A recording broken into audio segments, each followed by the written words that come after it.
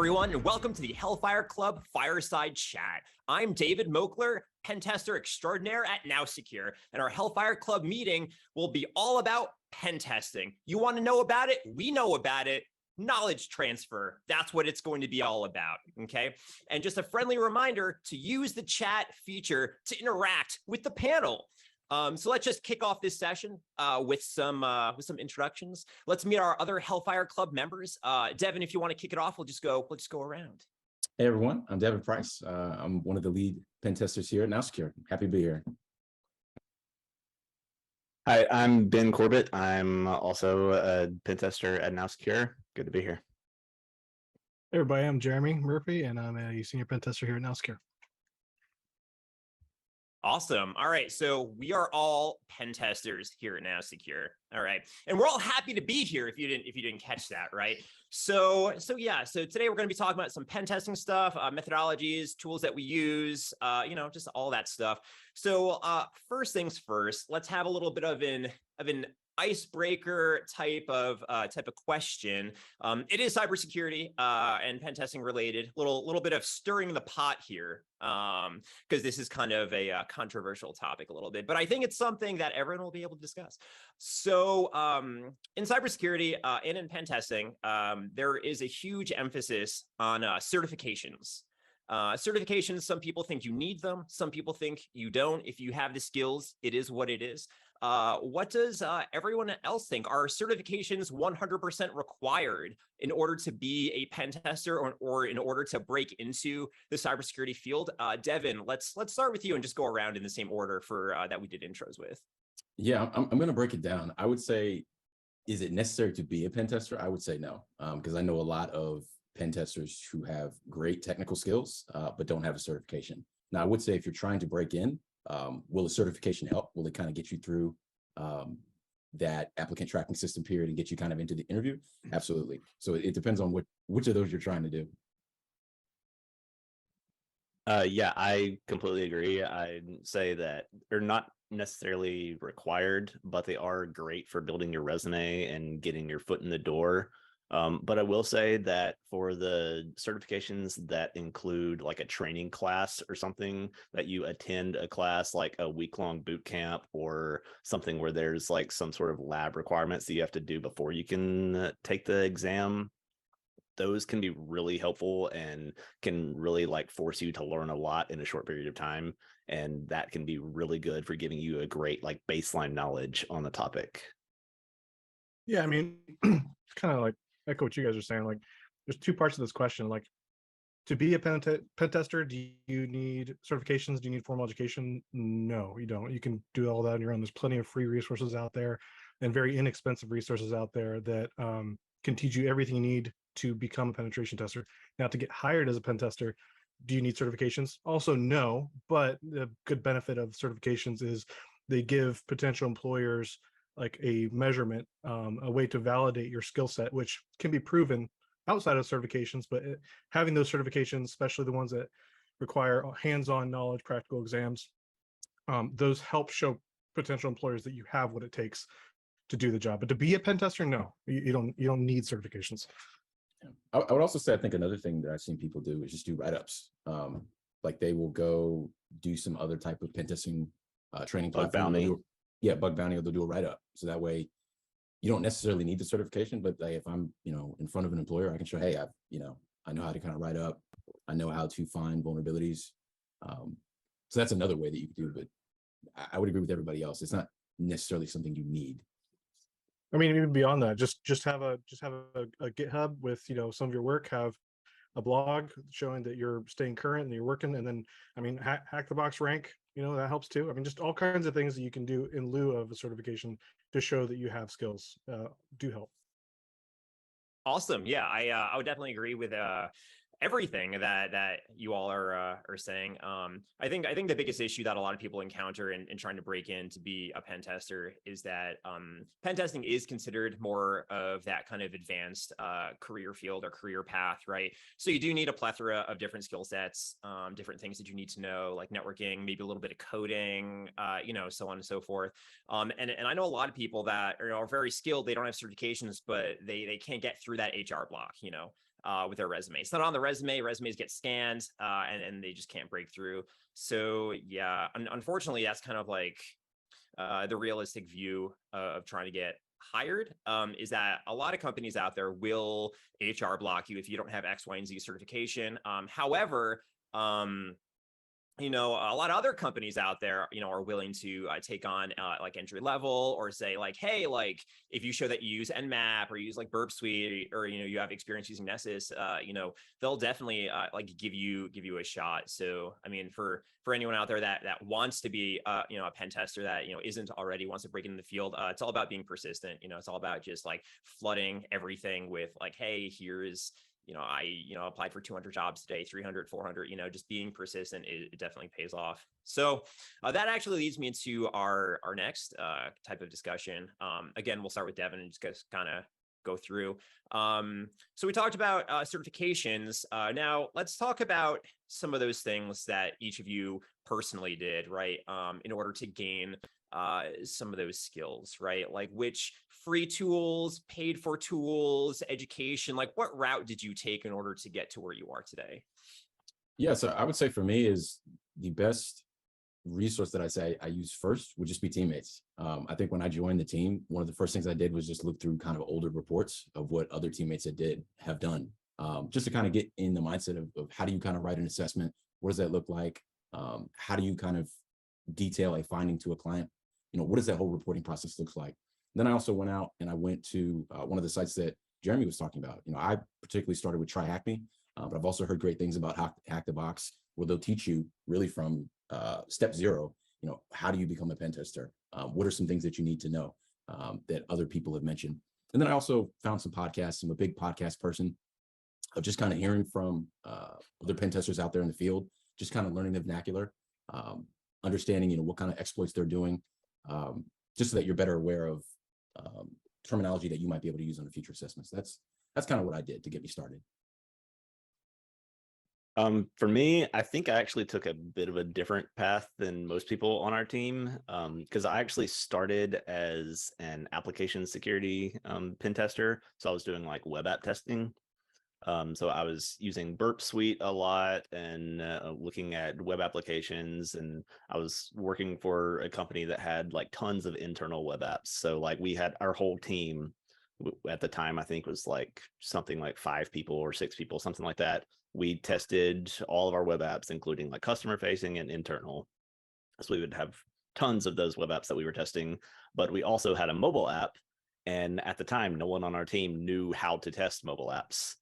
So like we were basically just testing the API with Burp Suite, and that was like all we knew how to do. And then getting back to certifications, my manager was like, someone needs to go take a class and figure out how to test mobile apps so we can do that. And I got voluntold to do so. So I went and took a certification class, got a mobile testing certificate, and from that point on, I was the mobile guy. Every time our mobile app came up in the queue, I was assigned to go test our mobile app. So that's where it all started. And since then I've worked for 2 other companies before joining NowSecure, and at each of those other 2 companies, kind of the same situation. I was on the web app testing team, and then because I had experience with mobile and most other people didn't, I became the mobile guy. So in addition to testing web apps, I was the person that was assigned to all the mobile apps. So that's how I ended up where I am. What about you, Jeremy?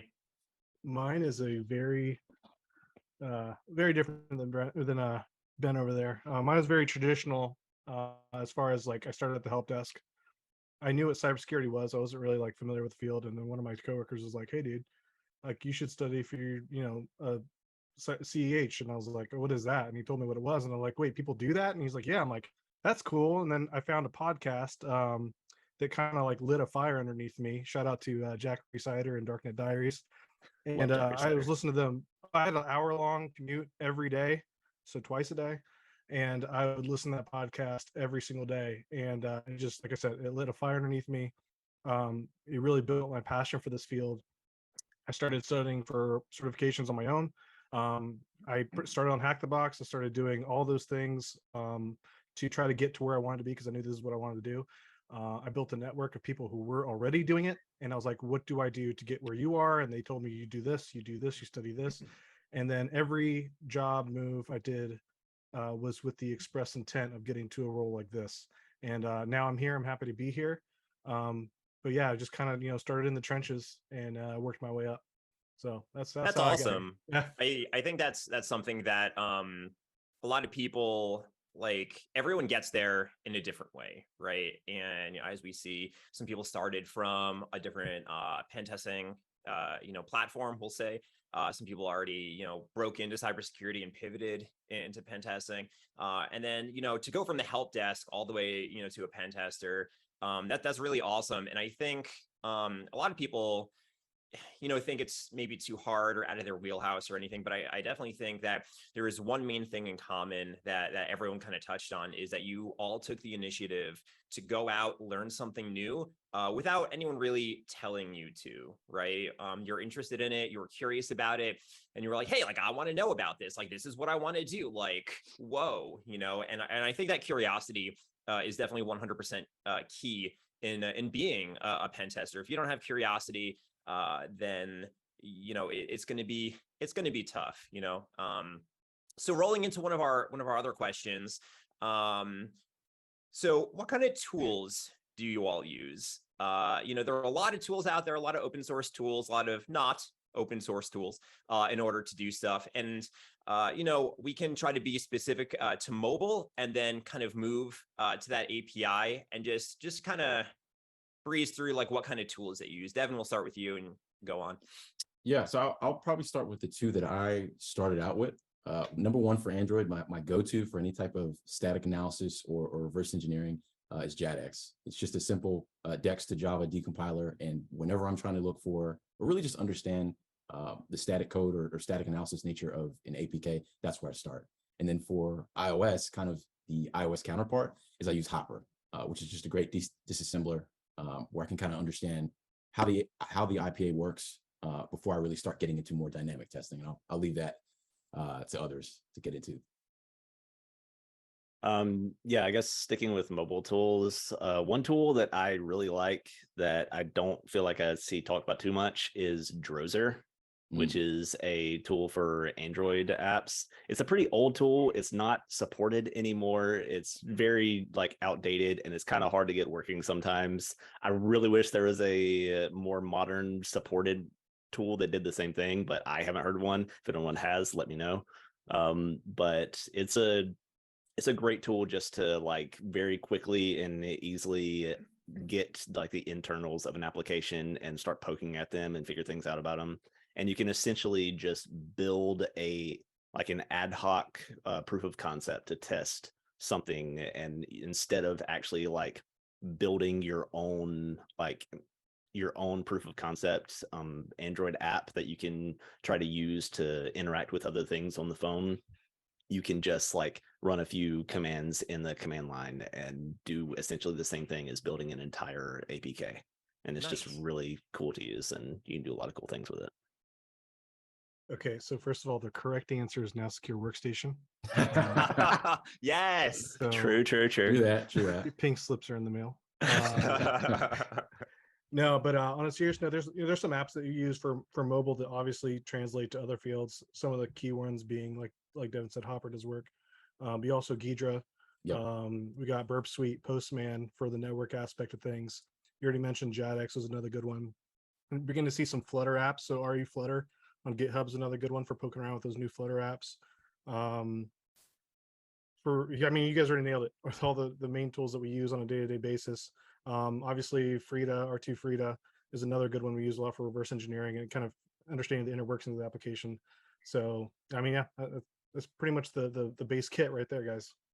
Yeah, I think everyone touched on pretty much all of the main tools.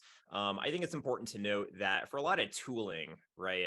We get asked quite a bit, like, what tools do you use? What are the best tools out there? I feel like it's not necessarily what the best tools are. It's what are you trying to do, right? That's going to 100% dictate the tools that you use. If you're going to try to enumerate something, or if you're going to try to look at some like cloud stuff, or if you're trying to do, depending on like what type of exploit you're going to try to do, you're going to use a different tool. Like there's a GitHub repo for everything, you know. Yes. And I definitely think it kind of depends. But Googling is one of the best tools I've used.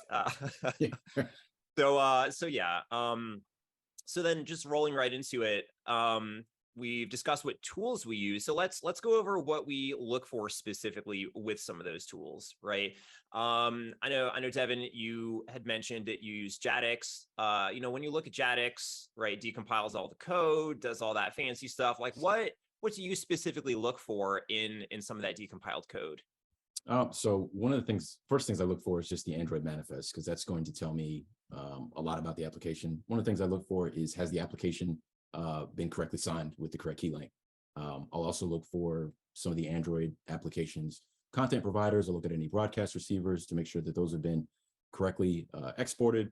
I'll also look at if the application allows a backup. You know, if that has been set to true, has it been set to false? You know, what does the application's network security configuration look like? What are some of the rulings that have been set up for that? Really just think of the manifest as kind of like the front door as far as when it comes to static analysis for Android. That's like the first place. If you're starting pen testing, first place I would tell you to look. What about you, Ben? Do you let's maybe pivot to a different tool. You know, whatever tool you personally feel comfortable with. You just tell us the tool and say like specifically what you look for. Maybe first thing you look for, you know, in a pen test. Sure. I guess since I brought up Drozer, I can talk a little bit about that. It's what Drozer does, for anyone who doesn't know on a very high level, is it basically looks at like the internals of an Android application, so like the activities and broadcast receivers and things like that. And you can find like how those internals have like their permissions set and things like that. So for an example, let's talk about activities. If you don't know what an activity is, you can kind of think of it as like a screen. So like if you open an Android application and it brings up a login screen, that's an activity. And then when you log in and it brings up like your main menu or whatever you get to as soon as you log in, that's another activity. And if those activities aren't set correctly with the proper permissions and all that, you can directly call some activities that you might not were meant to see without logging in first. So there was one example, this was years ago, so I'm sure it's been fixed now, and I don't even remember exactly what the app was, so I'm not going to be like telling on anyone here. But it was something related to like NFL or something, and it was like an app where you could like pay a subscription and you could watch NFL games on your phone. And there was a bug in that app where using Drozer, or there are other ways to do it, but Drozer is the easy way in my opinion. Sure. You could call an activity out of order where you would basically get to the section of the app where you could like watch those NFL games without having to log into an account and have that subscription fee that you're paying. So you don't even need to pay anything. You don't need an account or anything. You could just run this activity that wasn't set properly and you could watch those NFL games for free. So things like that I find really interesting, just being able to call parts of the app out of order and bypass things that you're not supposed to be able to bypass. Nice. What about you, Jeremy? Let's kind of pivot to some of the back end like API tooling. You know, let's say like Burp Suite, for instance. You know, when you start on a pen test for the very first time, fire up Burp Suite. You know, you're ready for that dynamic part of the pen test. Like, what do you look for? Like, what's your first go to? Yeah. So first of all, it's really hard to go after both of these guys. It's but in the network side of things, I like to look to see what kind of tokens they may be using, if there's any token reuse, make sure this is properly valid. I like to make sure to see if the app sanitizing any inputs, parameter tampering prevention. We've found a lot of different mobile applications where the endpoints just aren't secured and we're able to laterally move because the parameters are not protected against tampering, and we're able to just move into places we're not supposed to. So it actually happens to be one of my favorite part of the mobile pen testing, even though it's not, you know, specific to mobile, but it definitely is one of the most fun to me, at least. So it happens more often than people think, and but people are getting better, so that's good news. Yeah, I think it's really important to note that the API backend is a very important part of the mobile pen testing lifecycle, right? It's not 100% solely mobile, right? Because most of the time, mobile apps and web apps, they use the same backend, right? So, but yeah, I personally love using Burp Suite. I try to do that first, even though you're not really supposed to. But yeah, I mean, I think it's very important, and a lot that we see, well, that I see rather, is a lot of like CORS issues, like cross-origin resource sharing, just having like wildcard stuff, and I don't know, like my go-to, definitely Burp Suite first, and definitely just tampering with anything that might look like cross-site scripting, SQL injection. If there's an input, if there's a search bar, if there's anything there, I'm going to attack it, because those are pretty easy attack surfaces, and it's pretty easy to not validate 100% of everything. So I definitely think that if you poke at something long enough, you'll definitely break it. Awesome.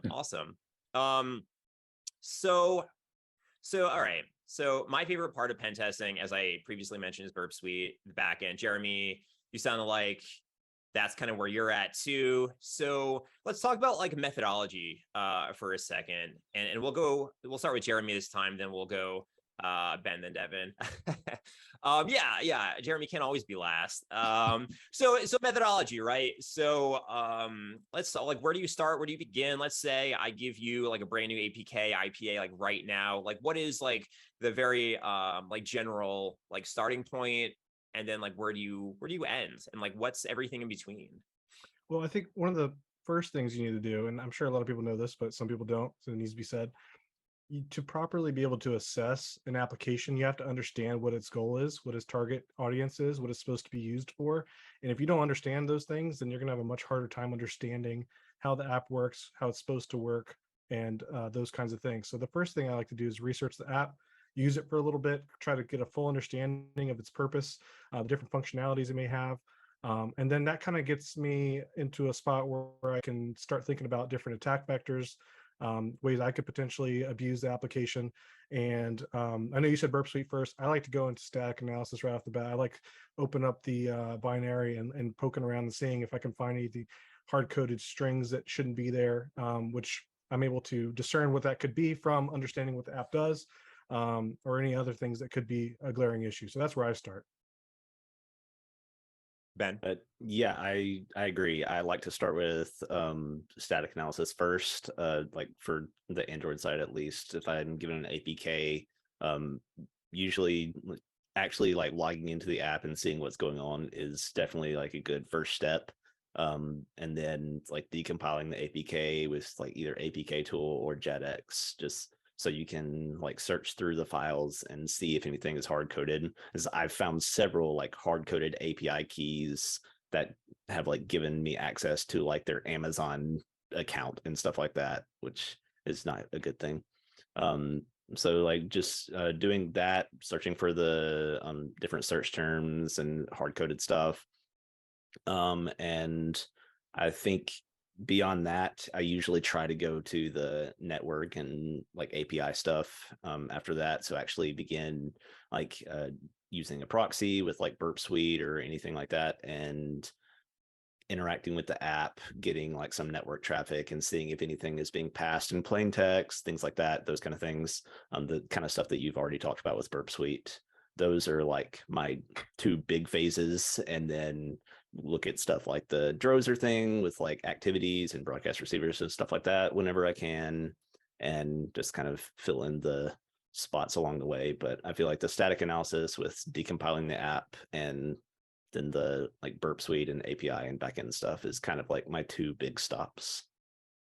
Nice. What about you, Devin? Do you have anything different than Jeremy and Ben? Do you have a different approach to things? I think my approach is really static code first and then dynamic analysis. I know a lot of them have said it. Generally, I think Jeremy mentioned a great point of if I don't know the app, because some of the times, we're testing an app that I'm already familiar with.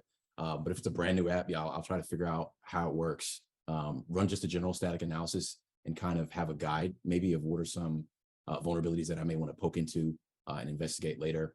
Then I'll probably follow that up with data at rest after I've gone through the application, populated some data, looking within the device, looking within the app's private storage. Is there any data there unencrypted that is not protected that should be? So I'll look for that. Then I'll go through, try to do some reverse engineering, see if I can bypass any controls or uncover data through that method. And then kind of like Ben said, after that, I'll move over into more of the dynamic analysis, nature of the application, what inputs can I put in that will give some type of error that maybe is expected? Can I get to any resources that should require authentication, but don't? So that's basically my, over time, that's kind of been my testing methodology that I've used.